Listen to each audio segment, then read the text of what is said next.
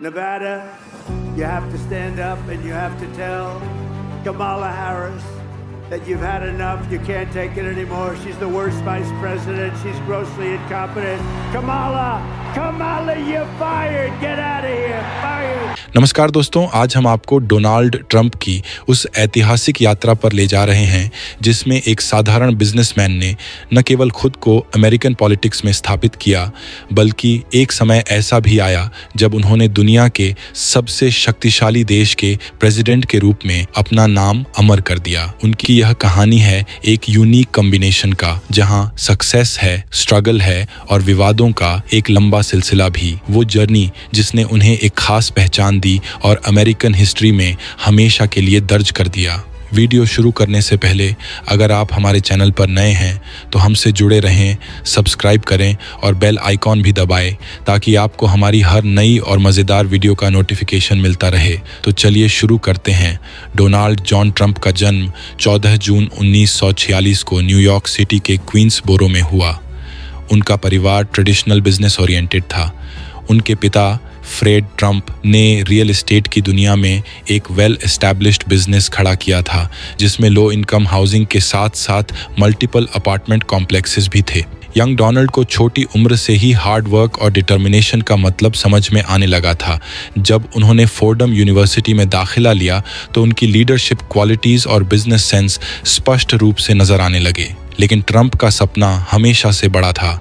इसी वजह से उन्होंने 2 साल के बाद यूनिवर्सिटी ऑफ पेंसिल्वेनिया के वॉर्टन स्कूल में ट्रांसफ़र किया, जो उस समय के सबसे प्रेस्टिजियस बिजनेस स्कूल्स में से एक था। 1968 में ग्रेजुएशन करने के बाद उन्होंने अपने पिता के बिजनेस में काम करना शुरू किया और अपनी यूनिक विजन को शामिल करना शुरू कर दिया। ट्रंप का अर्ली बिजनेस करियर बड़े बड़े प्रोजेक्ट्स से भरा हुआ था। वो सिर्फ अफोर्डेबल हाउसिंग प्रोजेक्ट्स तक सीमित नहीं रहना चाहते थे।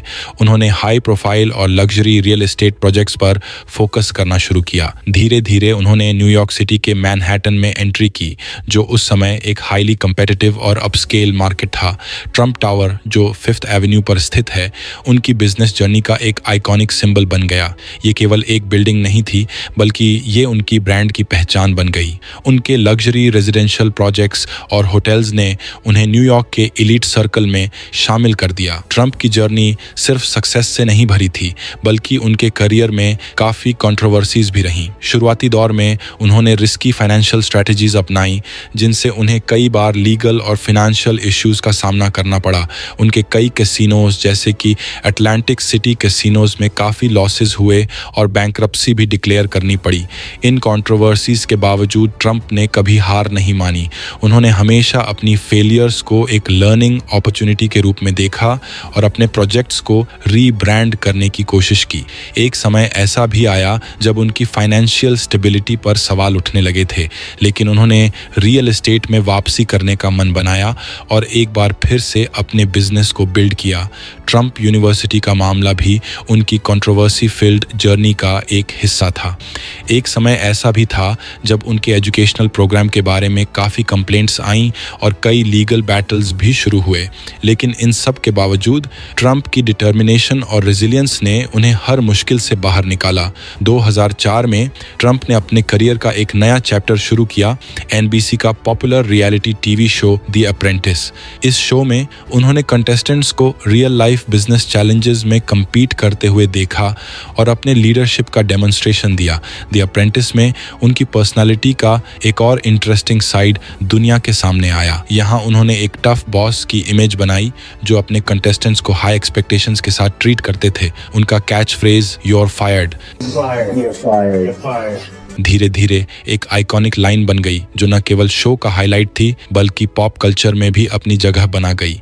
इस शो ने उन्हें अमेरिकन जनता के बीच और भी पॉपुलर बना दिया। लोग उन्हें न केवल एक बिजनेसमैन बल्कि एक टीवी स्टार के रूप में भी जानने लगे। इस प्लेटफॉर्म ने ट्रंप की पब्लिक इमेज को एक नए लेवल पर पहुंचा दिया और इनडायरेक्टली उनकी पॉलिटिकल जर्नी को भी शुरू किया। 2015 में ट्रंप ने एक बोल्ड डिसीजन लिया और रिपब्लिकन पार्टी की तरफ से 2000 2016 प्रेसिडेंशियल इलेक्शन के लिए अपनी कैंडिडेसी की घोषणा की। उनकी tag line make America great again ने अमेरिकी लोगों में एक नई उम्मीद पैदा की। उनके मुद्दे जैसे कि इमिग्रेशन, इकॉनमी और फॉरेन पॉलिसी ने आम लोगों के दिलों को छू लिया। ट्रंप की कैंपेन स्ट्रैटेजी बहुत ही अनकन्वेंशनल थी। उन्होंने स्थापित राजनेताओं की तरह राजनीतिक भाषा का इस्तेमाल नहीं किया। उन्होंने रॉ और डायरेक्ट अप्रोच अपनाई जो उनके सपोर्टर्स को पसंद आई। उन्होंने इलीगल इमिग्रेशन पर कड़े कदम उठाने का वादा किया, जॉब्स को वापस लाने की बात की और इंटरनेशनल एग्रीमेंट्स पर अमेरिका का स्टांस मजबूत करने का वादा किया। जब इलेक्शन डे आया तो ये एक शॉकिंग मोमेंट था जब उन्होंने हिलरी क्लिंटन को हराया। ये विक्ट्री एक हिस्ट्री मेकिंग मोमेंट था जिसमें उन्होंने साबित कर दिया कि उनका अनकन्वेंशनल स्टाइल और स्ट्रॉन्ग नेशनलिस्ट अप्रोच उनके सपोर्टर्स को मोबिलाइज करने में सक्षम था। मेक्सिको बॉर्डर वॉल का कंस्ट्रक्शन, मुस्लिम मेजॉरिटी कंट्रीज से आने वाले लोगों पर बैन्स और इमिग्रेशन लॉज में कई सुधार, ट्रंप ने इकोनॉमी में बूस्ट लाने के लिए टैक्स कट्स और डीरेगुलेशन पॉलिसीज का इस्तेमाल किया। उनकी foreign policy America first ideology पर बेस्ड थी जिसमें उन्होंने अमेरिकन इंटरेस्ट्स को ग्लोबल इंटरेस्ट्स पर प्रायोरिटी दी। उन्होंने कई इंटरनेशनल डील्स जैसे कि पेरिस क्लाइमेट अकॉर्ड और ईरान न्यूक्लियर डील से अमेरिका को बाहर निकाला, लेकिन उनके डिसीजंस की वजह से उनकी काफी क्रिटिसिज्म भी हुई। कुछ लोग उन्हें अमेरिका के लिए बोल्ड लीडर मानते थे जबकि कुछ लोग उनकी पॉलिसीज को शॉर्ट साइटेड और डिवाइसिव समझते थे। 2020 के इलेक्शन में ट्रंप को जो बाइडेन के खिलाफ हार का सामना करना पड़ा, लेकिन उन्होंने हार मानने से इनकार कर दिया। उन्होंने रिजल्ट्स को कोर्ट में चैलेंज किया और इलेक्शन फ्रॉड के एलिगेशंस लगाए। 6 जनवरी 2021 का कैपिटल हिल का इंसिडेंट उनके पॉलिटिकल करियर में एक ब्लैक मार्क के रूप में देखा गया। इस इंसिडेंट की वजह से उनके ऊपर दूसरी बार इम्पीचमेंट का खतरा मंडराने लगा। इसके बावजूद ट्रंप ने अपनी पॉलिटिकल जर्नी को जारी रखा और अपने सपोर्टर्स के बीच अपनी स्ट्रॉन्ग प्रेजेंस बनाए रखी। 2024 में डोनाल्ड ट्रंप ने एक बार फिर से इलेक्शन की चुनौती को एक्सेप्ट किया और कमला हैरिस के खिलाफ एक ऐतिहासिक मुकाबला लड़ा।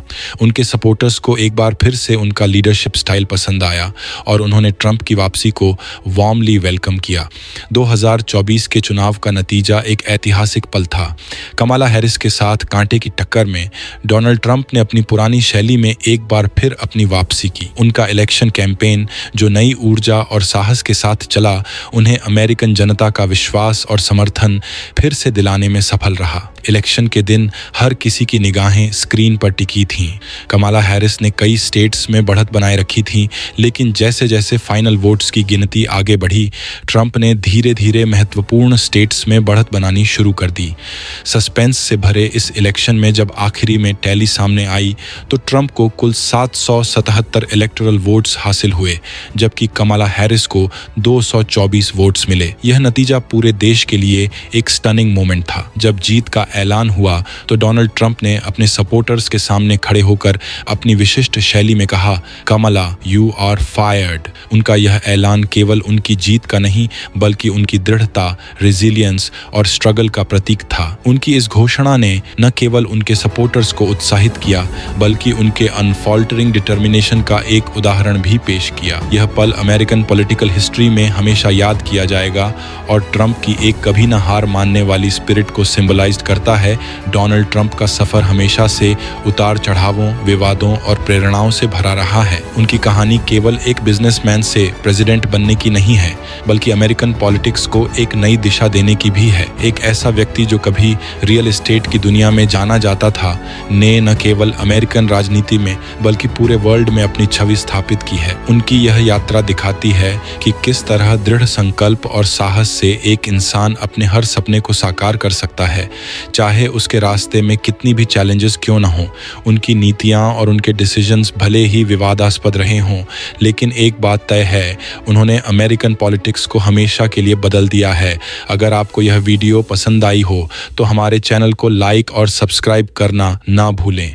ऐसी ही और रोचक कहानियों और ब्रेकिंग न्यूज़ के लिए हमारे साथ जुड़े रहें। थैंक यू फॉर वॉचिंग और जल्दी मिलेंगे ऐसी ही एक और इंटरेस्टिंग कहानी के साथ।